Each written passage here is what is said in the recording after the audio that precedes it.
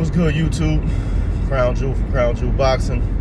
Back with a gym, doing some last minute running around as my most accomplished fighter I'm working with right now makes his return to the ring tonight on Taylor Garcia, Danny Swift Garcia's forced promotional event in Atlantic City at X1 Studios behind Caesars. Anthony Juice Young looks to get back on the winning track after dropping his last fight almost 2 years ago to Alexis Roach, who was then ranked #1 by the WBO and in line to be Terrence Crawford's mandatory. So with that being said, sincerely from Crown Jewel Boxing TV, shout out to our top fighter right now, Anthony Juice Young. We pulling for you, champ. Handle your handle. With that being said, on the world stage in boxing, a lot going on. Myself, Knockout Boxing 86 TV, Dean by any means, KQKC, and many others have all told you the PBC is not broke. You can't go broke when you have the best product. They have the top fighters in the game. They have Canelo Alvarez, Gervonta, Tank Davis, absolutely the biggest earners in the United States and some of the biggest earners in the world of boxing. So you don't go broke in any sport when you have the most highly valued commodities. So they're not going broke. They told you it was a venue issue. There's a new venue, new date, the fight's on. Some people say, well, if there's a venue issue, the only thing it could be is money. Not so much the truth. There's a lot of things that can go wrong with a venue. One venue could be offering you sponsorship money if you add them as a sponsor or reduce fee. One venue could require a certain level of insurance that you're not used to carrying. One venue may be located in a state that your insurance doesn't operate. I mean, there's any number of logistical things that can stop a fight from happening arena-wise. But with that being said, Tank Davis, Lamont Roach, Cornflake, Charlo, and all the other big fights that are scheduled to be on that card are March 1st, Barclays Center in Brooklyn. The fight is happening again. I know the people who hate PBC are sick to their stomach, but I mean, again, you can't stop an organization that has the top. I mean, if you had someone that raced horses, if they had 90% of the best thoroughbreds in the world, they're not going out of business. And the same holds true, as a fighting organization, promotional company. You have Canelo Alvarez, Gervonta, Tank Davis, you're not going out of business. It just is what it is. So welcome back, Tank. And also, shouts out to Cornflake Lamont. He's a local guy here from Jersey, pulling for you, champ, just as well as I'm pulling for Juice tonight.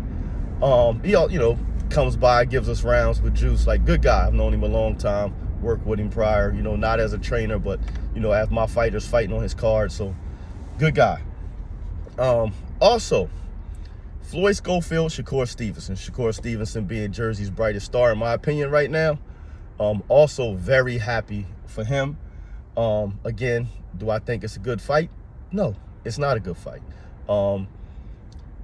Schofield is going to be outclassed by Shakur. Just how I feel, maybe even ruined. I did a video about it. I'm not going to beat a dead horse. I think it's too early for him. But with that being said, he is ranked #2 behind Zepeda, who pulled out with a hand injury, who most of us think never wanted to fight in the first place. At least it seems like Oscar didn't. Oscar don't seem to want the Schofield fight either, but him and his father are pushing for it because evidently he believes in himself and his father believes in his son, and they want to take the chance, and it's their right to do so. It's only my opinion that I think it's too early and I don't think he's ready, but it's not about what I think, it's about what they think, and maybe they prove me wrong. I doubt it, but maybe. With that being said, I feel extremely bad for Floyd Schofield Jr. going into the biggest opportunity, the biggest moment of his career, which should be a huge celebration. But unfortunately, there's going to be a heavy, dark cloud over it as Floyd Diddy Schofield Sr.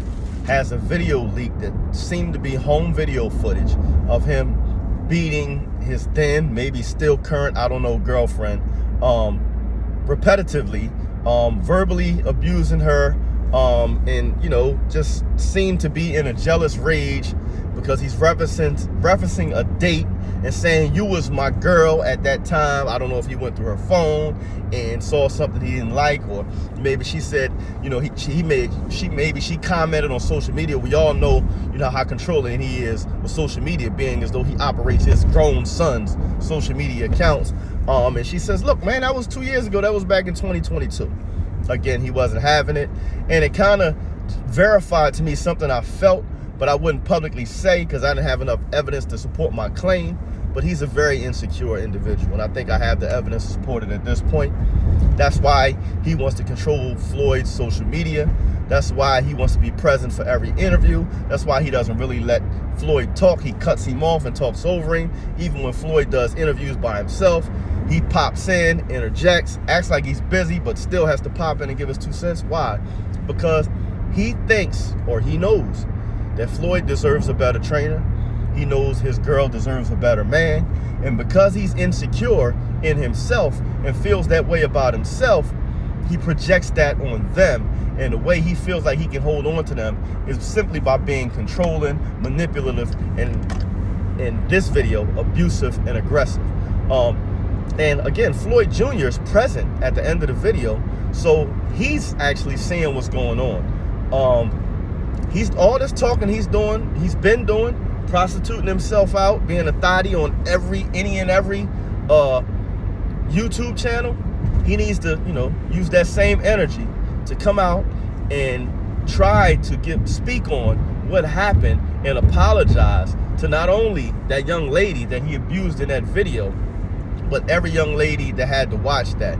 And I hope, for Floyd's sake, that the boxing community doesn't turn their back on him based on what's going on with his father, because a lot of these trainers don't understand that if you turn the boxing public off, and I think Bill Haney found that out the hard way, they don't hold it against you. They don't hold your feet to the fire. They take it out on your son. And I know you can say it doesn't matter, but it does matter, because eventually it's going to affect that bottom line. And like I said, it's just unfortunate for a young man to be put in a position to make an attempt at his dream, which is the fight of, you know, for a world title against a fighter that he once looked up to. They had a storied sparring session. He admits that, you know, his father admits that Shakur's great, but they think he's going to stop him. And, you know, for a young kid and a father to ascend to the height of their sport and get an opportunity at the big dog, the last thing we should be thinking about is the father/trainer's activity outside of the boxing world, painting shedding dark light on their situation. So again, unfair for Floyd Schofield Jr. I don't think it's gonna happen, but if I'm, you know, someone that's involved with his business, I'm pushing him towards, listen, we need to step away from Pop right now.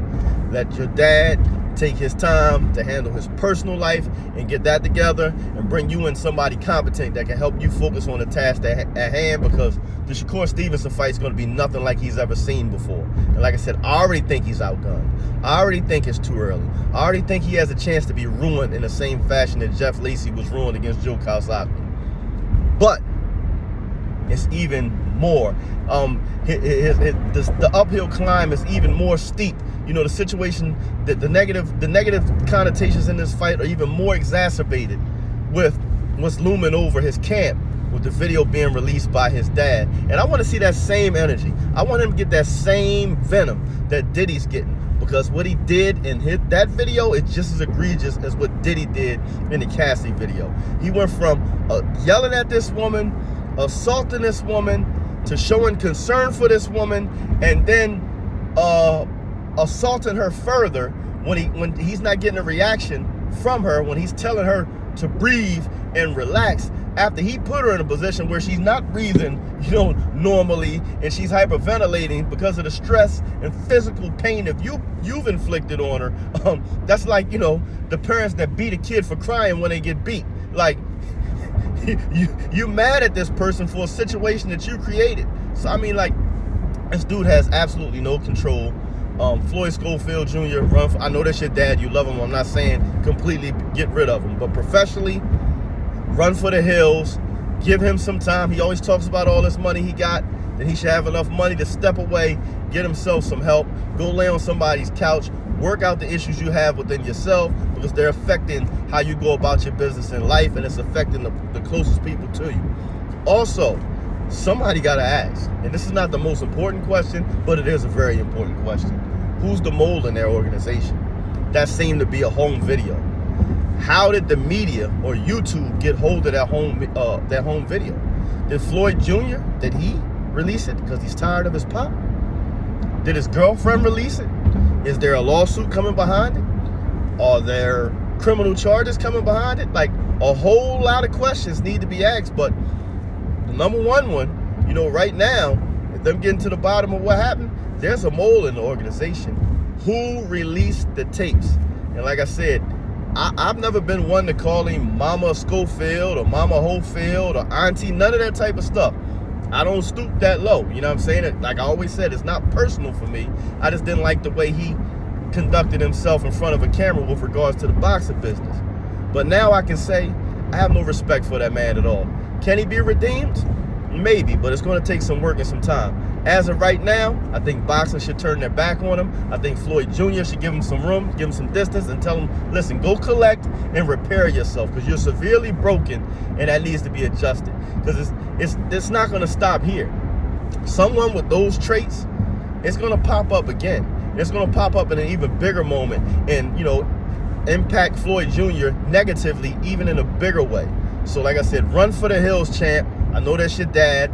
We know you love him. There's nothing wrong with that. But right now, with what you got in front of you, you need a clear mind. You need a competent trainer whose personal life isn't a mess to come in and help you collect yourselves and get through this, what I think is the biggest, most challenging moment of your career.